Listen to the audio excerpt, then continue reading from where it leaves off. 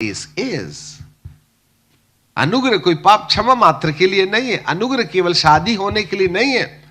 अरे साहब परमेश्वर को धन्यवाद हो, हम बिल्कुल 5 रुपए कमाते थे, हमारा छोटा सा टपरा था, खुदा बाप ने खूब आशीष दिया, हमने घर बनाया, प्रभु ने इसी घर में हमको 3 बच्चे दिए, उनकी शादी विवाह कर ली और वो बाल बच्चे हो गए, एक अमेरिका में, एक लंदन में, एक धरती को प्यारा हो गया। परमेश्वर का धन्यवाद हो, बहू रानी भी अच्छी मिली, नाती पोते, प्रभु ने खूब आशीष दिया। ये पूरा परिवार जा कहां रहा है बिना कपड़ा पहन के? This is not the blessing. हमको परमेश्वर ने कार की आशीष दिया, परमेश्वर ने हमको पोते की आशीष दिया, परमेश्वर ने नए घर की आशीष दिया। मुझे समझ में नहीं आता, तुमको नया घर की आशीष मिला तो चोर और चक्के जो 5 मंजिला बनाए हैं उनको कौन आशीष दिया? तुम ही बताओ। तुम्हारा तो 1 ही मंजिला बंगला है, फ्लैट में रहते हो, उनका तो जमीन में घर है, मल्टी स्टोरीज है, उनको कौन आशीष दिया? The materialism is not the blessing. ऐसे तो चोर और चक्के भी हमसे ज्यादा धन पाए हैं?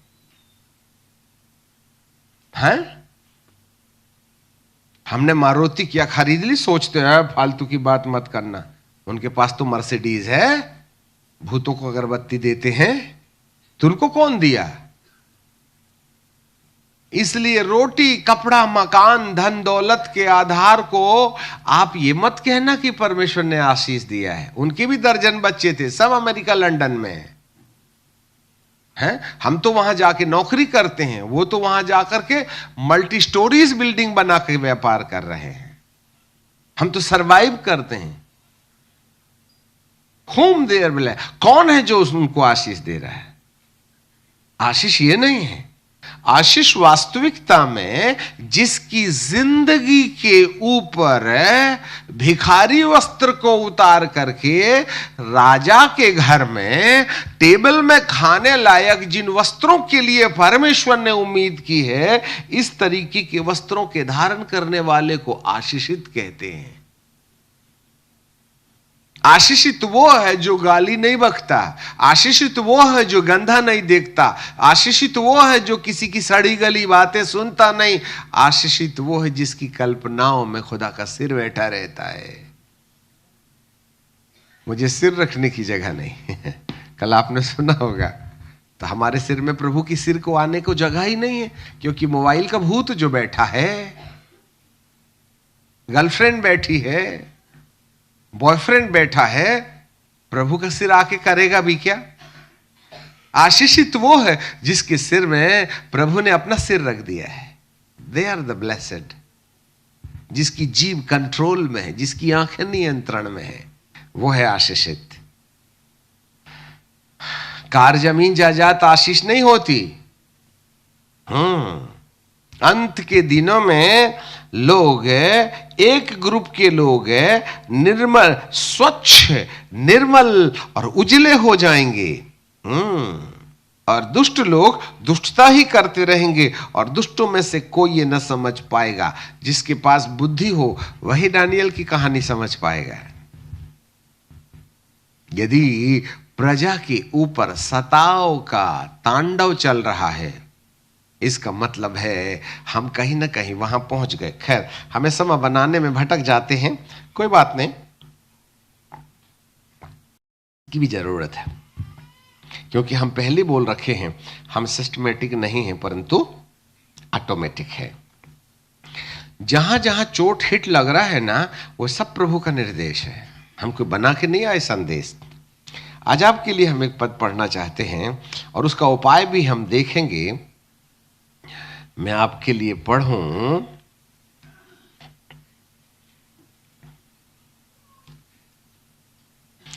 दूसरा थिस्सलुनीकियों की किताब और उसका 2 अध्याय और उसके 1 पद से हम पढ़ते हैं।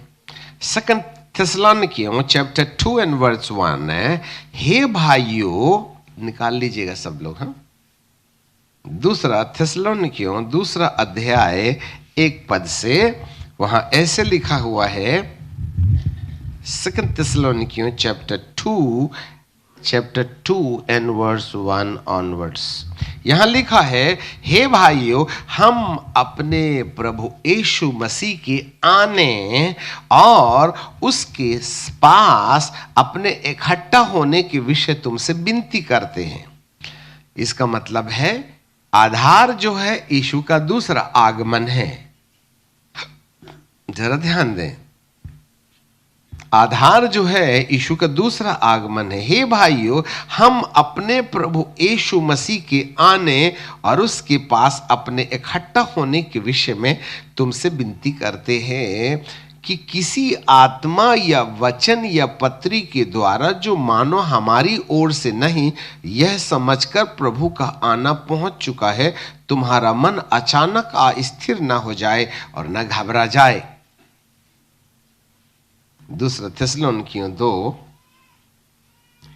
यहां लिखा है, माफ कीजिए, थिस्सलुनीकियों तो ठीक बोला मैंने, 2 थिस्सलुनीकियों चैप्टर 2 एंड वर्स 2, किसी आत्मा या पत्री के द्वारा जो मानो हमारी ओर से है, यह समझकर कि प्रभु का दिन आ पहुंचा है, तुम्हारा मन अचानक स्थिर न हो जाए, न घबरा जाए।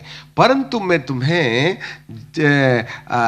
यीशु के आने और उसके सामने इकट्ठा होने का एक चिन्ह तुमको देता हूं। This is the last sign of the second coming of Christ. सब लोग ध्यान से सुनो।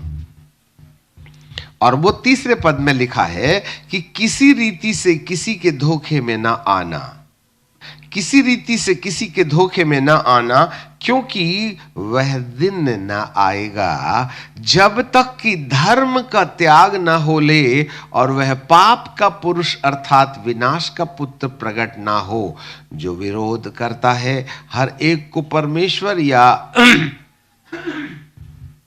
हर एक को जो परमेश्वर या पूज्य कहलाता है अपने आप को बड़ा ठहराता है, यहां तक कि परमेश्वर के मंदिर में बैठकर अपने आप को परमेश्वर प्रकट करता है। क्या तुम्हें स्मरण नहीं कि जब मैं तुम्हारे यहां था तो तुमसे बातें करता था, परंतु अब वह वस्तु को जानते हो जो उसको रोक रही है और वह अपने समय में प्रकट होवे, क्योंकि अधर्म का भेद अभी भी काम करते जाता है, पर अभी एक रोकने वाला है और जब तक वह दूर ना हो जाए तब तक रोके रहेगा।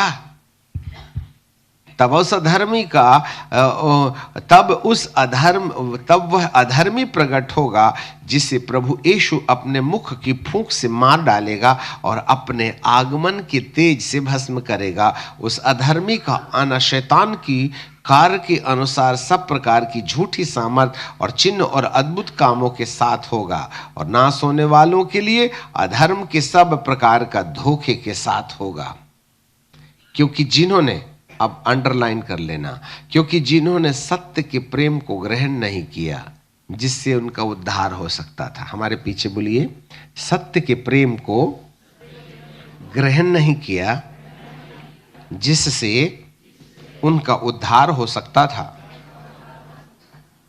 तो हमारा उद्धार कहां है?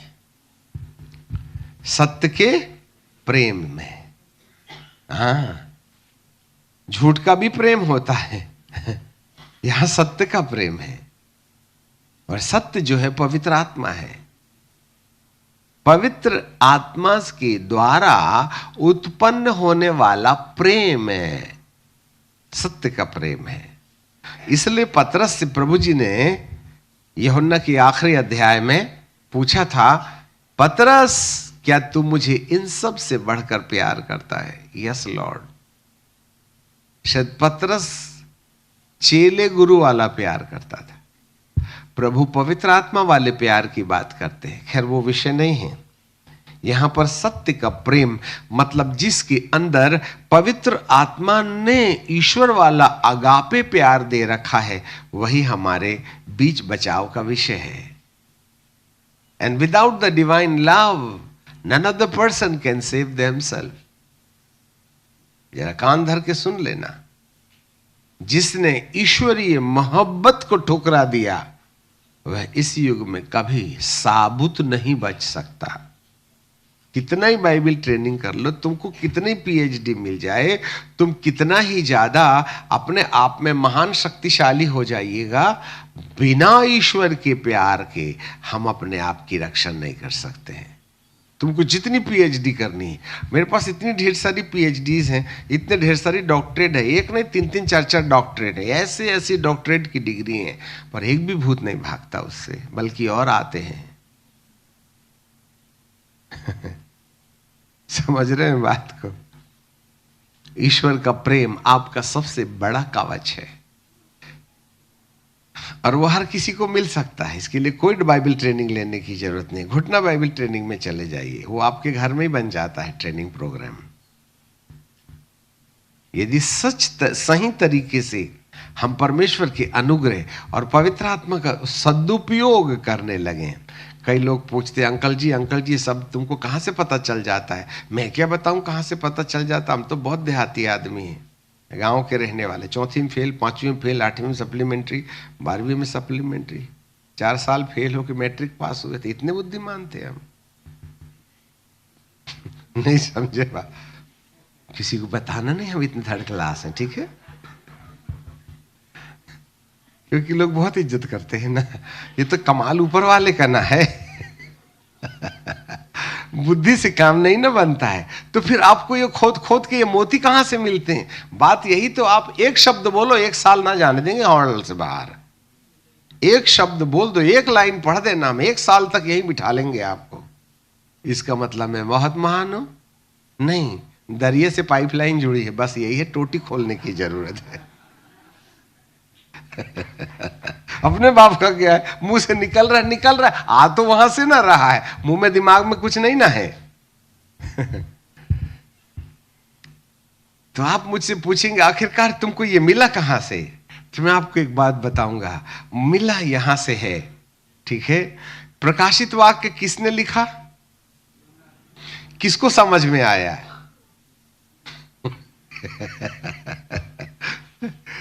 प्रकाशित वाक्य किसने लिखा? यूहन्ना ने। कितनों को समझ में आया? सब मुंह कहेंगे पल्ले नहीं पड़ती, ठीक है? वो था कौन? ये वो चेला था जो प्रभु यीशु की छाती में सिर रखता था, या नहीं थी उसके पास? सबसे ज्यादा करीब रह के सुनता था। अब तुमको पीछे बैठने की आदत है तो मैं क्या बताऊं? गुस्सा मत होना, इसलिए आगे बैठने के लिए मरे जाओ आप, तो पीछे मत बैठना। अब पीछे कई बार हम इसलिए बैठते हैं जिससे कि पतली गली से हम यही हैं, आप गायब। भागने का रास्ता रहता है। गुस्सा मत हो, ये मजाक करने की आदत है। अब कुर्सी लगी ही तो बैठना तो पड़ेगा ही ना। परंतु यूहन्ना जो था वो सबसे करीब करीब रहता था, इसलिए तो बछड़ा मां के करीब करीब रहता है। क्यों? हाँ, अरे भैया, ये पाला हुआ बछड़ा अपनी मां के गाय का बछड़ा जो है वो मां के पास रहता क्यों है? मेरा माल कोई नहीं खाना चाहिए।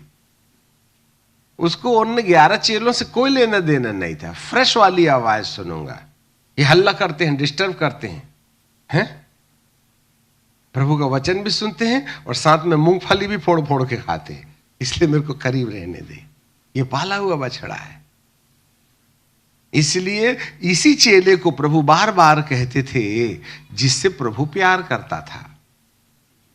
तो आपको क्या लगता है, बाकी लोगों से नहीं करता था क्या? करता तो सबसे था। जरा सुनो, प्रभु प्रेम तो सबसे करता था, परंतु यूहन्ना प्रभु के प्रेम को ज्यादा रिफ्लेक्ट करता था, है ना? मां बाप सब बच्चों को प्यार करते हैं, परंतु जो बच्चा उसकी बात मानता है उनके तरफ मां बाप का ज्यादा ही ध्यान है। ये मेरा पुत्र, पुत्र तो सब है, परंतु जो मां बाप की बातों को रिफ्लेक्ट करता है, जो परावर्तित करता है, जो रिस्पॉन्स देता है, उस पर मां बाप का विशेष ध्यान रहता है। 12 चेले सब प्रभु के चेले थे और सबको प्रभु प्यार करते थे, परंतु यूहन्ना ही एक ऐसा व्यक्ति था जो अपने प्रभु के द्वारा दिए जाने वाले प्रेम से ज्यादा प्रभावित था। हम सबके लिए अनुग्रह है, पर अनुग्रह की बहुत आयत उस पर है जो उसको रिस्पॉन्स देते हैं, जो उसके लिए गंभीर हैं। और जो परमेश्वर के प्रेम में जितने ज्यादा समाये हुए रहते हैं, परमेश्वर उनके अंदर उतना ही अपना दिल बांटने में रुचि रखता है। शायद यूहन्ना को भी समझ में नहीं आया कि वो क्या कह गया, पर तो इस्तेमाल तो किया ना प्रभु जी ने। बस यही है, हमने यही कुछ सीखा था।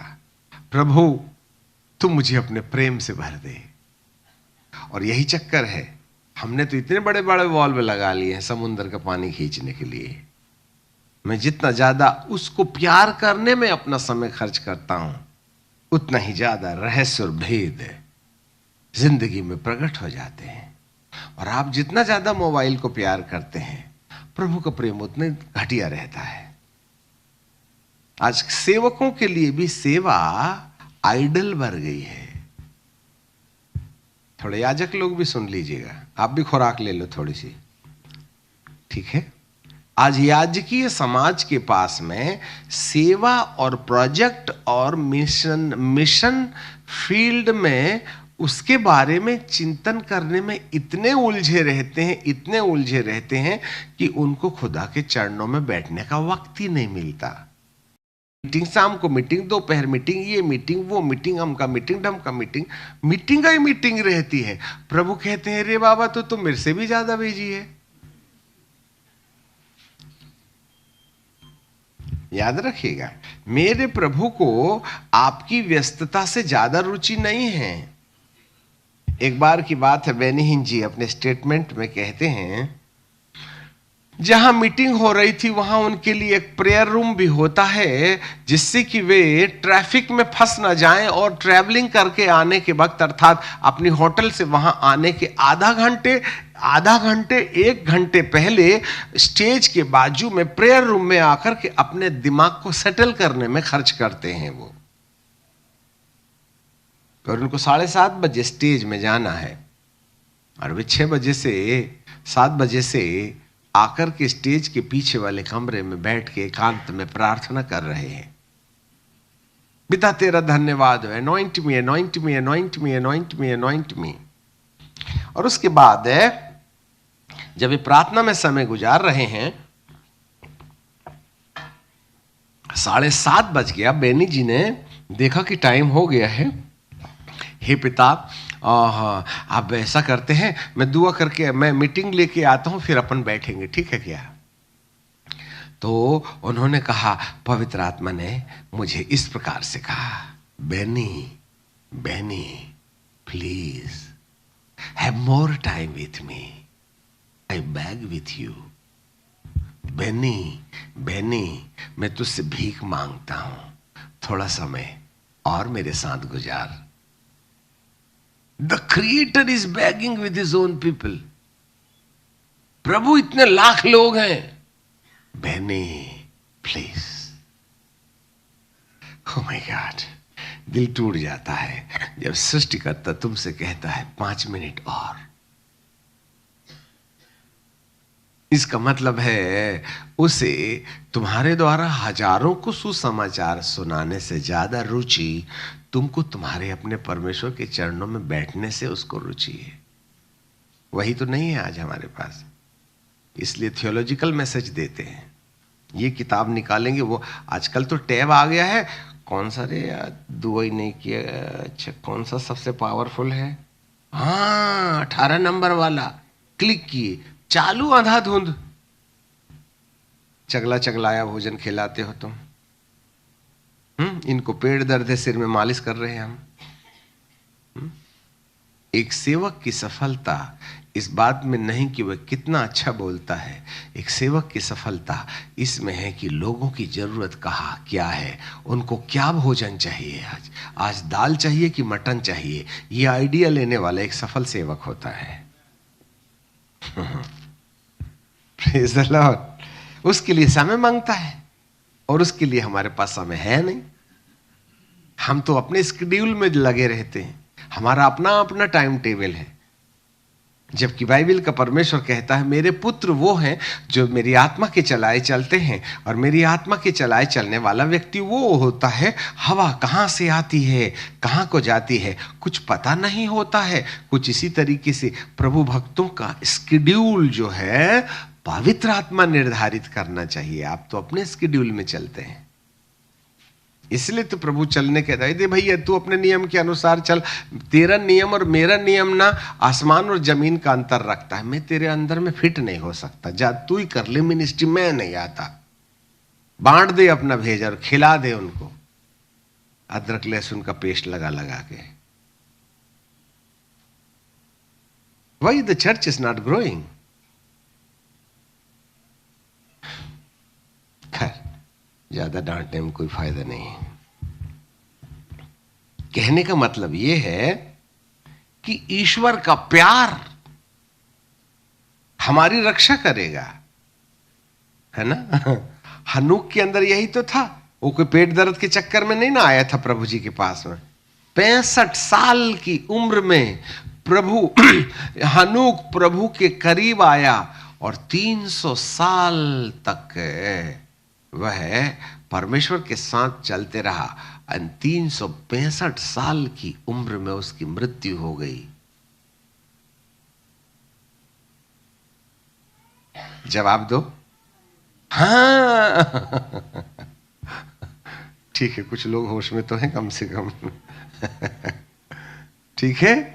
खुदा वो हनूक कितना प्यार करने लगा था परमेश्वर को। अरे तो परमेश्वर काम करते थे ऑफिस में, जरा वो 18 नंबर का रजिस्टर लाना ना हनूक, आई लव यू। अच्छा अच्छा एक गिलास पानी ला हनूक, आई लव यू। ओ वो हनूक क्या था, आई लव यू डैडी। तो हाँ ए रॉबर्ट जरा वो उधर भूकंप लेके आओ। Yes yes my dear, I love you. तो बेचारा ना आधा तो उसको लव यू करने के चक्कर में उसका ध्यान भटक जाता। तो परमेश्वर कहता यार तू खूब टेंशन देता है, बार बार गर्दन भी दुखती है, ऐसा कर तू यहीं आ जा।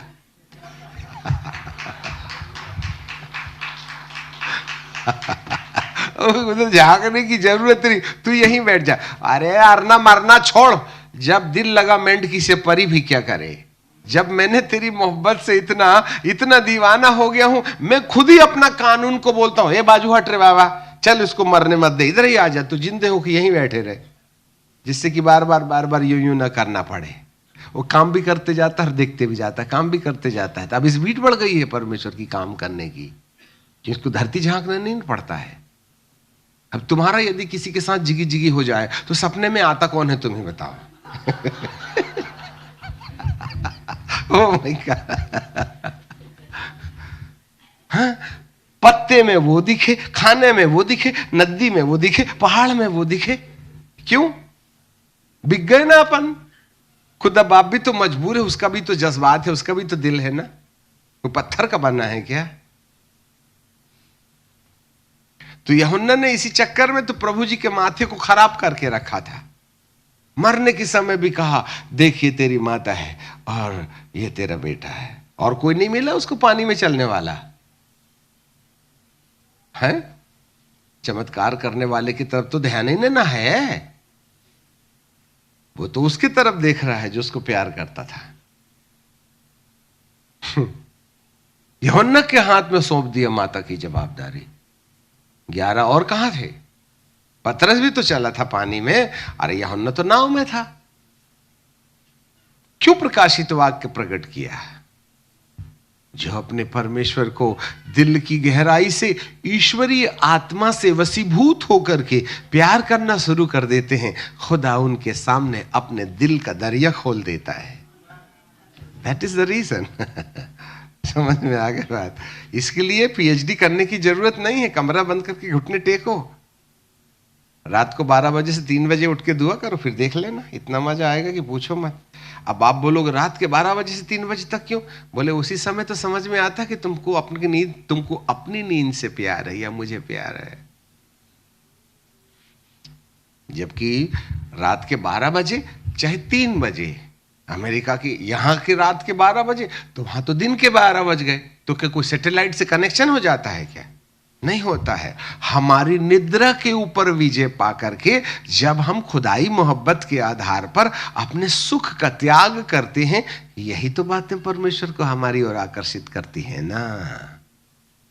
नहीं तो रात को क्या रखा हुआ? कुछ नहीं रखा हुआ। आप रात के 2 से 12 से 3 प्रार्थना कर सकते हो तो उठ के बताओ फिर।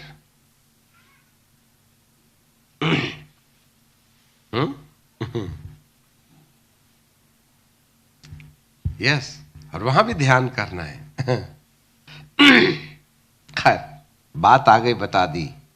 कहने का मतलब यह है कि जिस प्रेम के द्वारा हमारा उद्धार हो सकता था, यही प्रेम है जिसको लोगों ने ठुकराया। दूसरा थिस्सलुनीकियों की किताब और उसका 2 अध्याय 10वां पद, नाश होने वालों के लिए अधर्म के सब प्रकार के धोखे के साथ होगा, क्योंकि उन्होंने सत्य के प्रेम को ग्रहण नहीं किया जिससे उनका उद्धार हो सकता था। जहां प्रकाशन है, जहां दान वरदान है, जहां सेवकाइयां हैं, सफलताएं हैं, जो प्रभु को जितना ज्यादा प्यार करता है उसकी सेवकाई में उतना ही ज्यादा सफलता मिलती है। हाँ मेरे प्रियो, बाइबल का परमेश्वर कहता है इन सब बातों के पीछे एक रहस्य है, और वो रहे 3 पद में लिखा है, किसी रीति से किसी के धोखे में नहीं आना। न वह दिन नहीं आएगा। कौन सा दिन नहीं आएगा? प्रभु यीशु मसीह के दोबारा आने का वह दिन नहीं आएगा जब तक कि ये वाली घटना न घट जाए। क्या? धर्म, अर्थात धर्म नहीं है यहां पर, धार्मिकता है, राइचियसनेस है। धार्मिकता का जब तक त्याग ना हो ले, और धार्मिकता ही है जब कभी किसी जिंदगी के ऊपर धार्मिकता बनी रहती है, पाप के पुरुष को उदय होने का मौका नहीं मिलता है। पाप के पुरुष का तोड़ धार्मिकता है। पाप के पुरुष का तोड़ धार्मिकता है। विनाश के पुत्र के प्रभाव से छुटकारा प्राप्त करना हमारी धार्मिकता है। याद रखिएगा, the righteousness will help you so the demon spirit में नॉट बी हार्म यू। याद रखिएगा, ये छोटे छोटे सटीक पॉइंट्स है जिस पर हम चिंतन नहीं करते हैं। जो धार्मिकता का बहिष्कार करता है, ख्रिस्त विरोधी के लक्षण दिखाई देने लगते हैं। जरा कान धर के सुनना। पाप के पुरुष का उदय धार्मिकता के बहिष्कार से शुरू हो जाता है।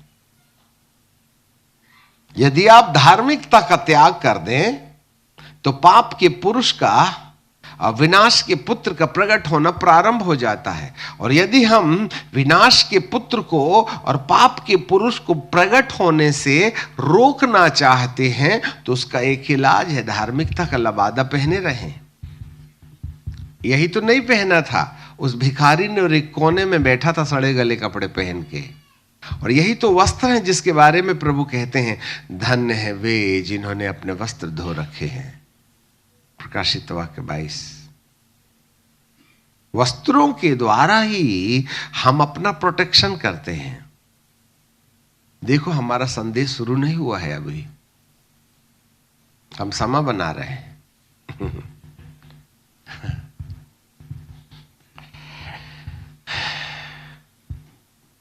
आपको मालूम होवे, इसको कहते हैं ख्रिस्त विरोधी। यीशु विरोधी नहीं है, ये मसीहा विरोधी है। एंटा क्राइस्ट, एंटी क्राइस्ट के विरुद्ध। उसको यीशु से ज्यादा लेना देना नहीं है, उसको मसीहा से ज्यादा लेना देना है। यीशु एक व्यक्ति है, यीशु एक व्यक्ति है और मसीहा एक व्यक्तित्व है।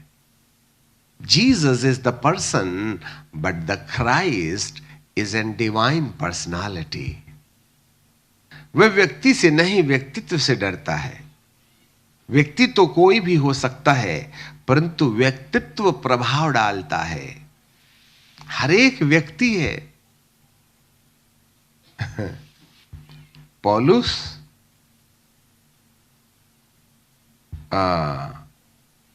भूत निकालते थे। अब सिकवा महायाजक के 7 पुत्र थे, वो भी ट्रेनिंग लेने चले।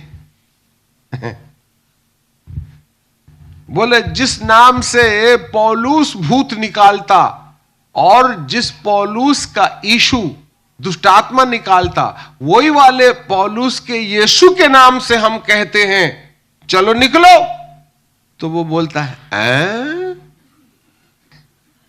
समझ में आए? और उसने पुकार के कहा, तुम्हारा नाम तो बताओ। ठीक है, मैं पौलुस को जानता, मैं यीशु को जानता, तुम्हारा परिचय क्या है ये बताओ, बीड़ी पी के आए हो। ठीक है कि नहीं? जो लपकी दुष्ट आत्मा उसके ऊपर, तो भाग रहे बेचारे, लुंगी फंस गई पैर में, पर बांधने की फुर्सत नहीं, चड्डी बनियान में भाग रहे, एक नहीं पूरे 7। समझ रहे हैं बात? इस तरीके से वो पौलुस को उसके व्यक्तित्व से जानती हैं और सिकवा महायाजक के पुत्रों को उनके पाप की कारण जानती हैं। वो डरती, आइडिया तो बिल्कुल वैसा ही था इन तमाम पुत्रों का भी, बिल्कुल वही लहजे में, बिल्कुल वैसे ही, यीशु के नाम में, बिल्कुल वही एक्टिंग थी। परंतु दुष्ट आत्मा कहती, मैं तुम्हारे एक्शन से थोड़ी ना भागती हूं, अंदर तो ओरिजिनलिटी दिखाओ पहले। समझ में आ गई बात? तो बेचारी दुष्ट आत्माएं लपकी उनके ऊपर। पौलुस उसी आइडिया में था जिस आइडिया में ये सिकवा महायाजक के जो पुत्रगण थे, वो भी उसी आइडिया और उसी टोन से, उसी लहजे से, उसी आवाज से डुप्लीकेट करके भगा रहे थे दुष्ट आत्मा को। परंतु दुष्ट आत्मा आइडिया से थोड़ी ना भागती हैं, वो तो पर्सनालिटी से भागती है, उसका व्यक्तित्व क्या है इस बात से जाती है।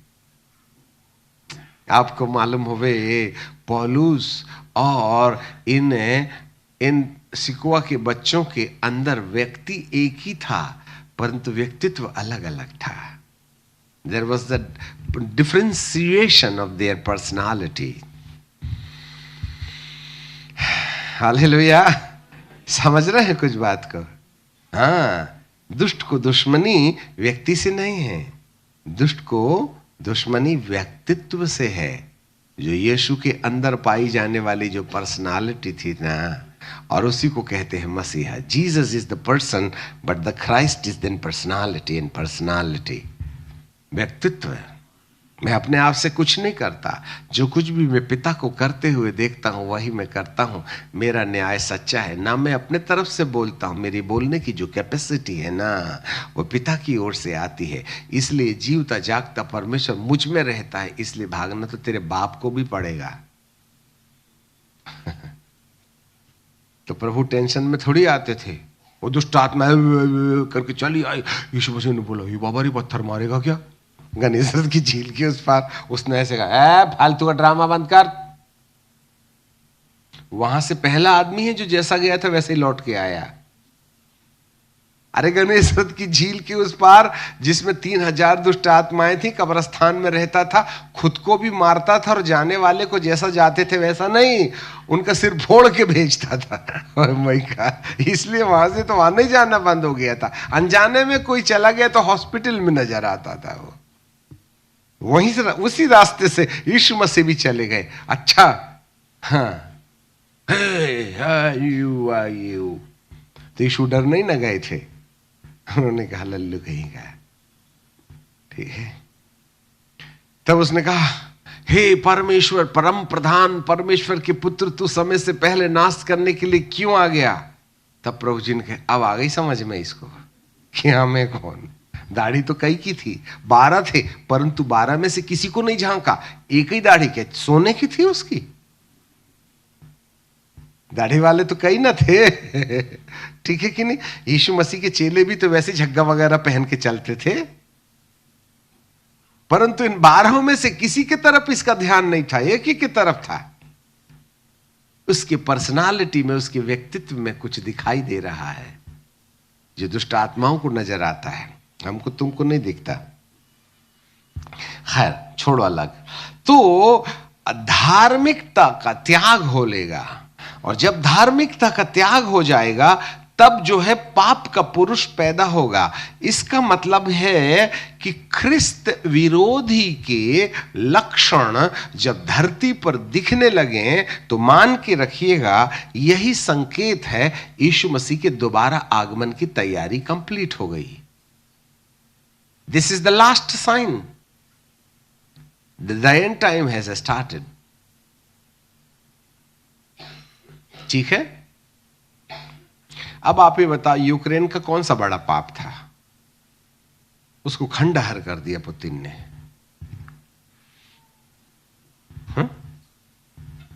सिर्फ कहानी स्वाभिमान की ना है, कितने मासूम मर गए।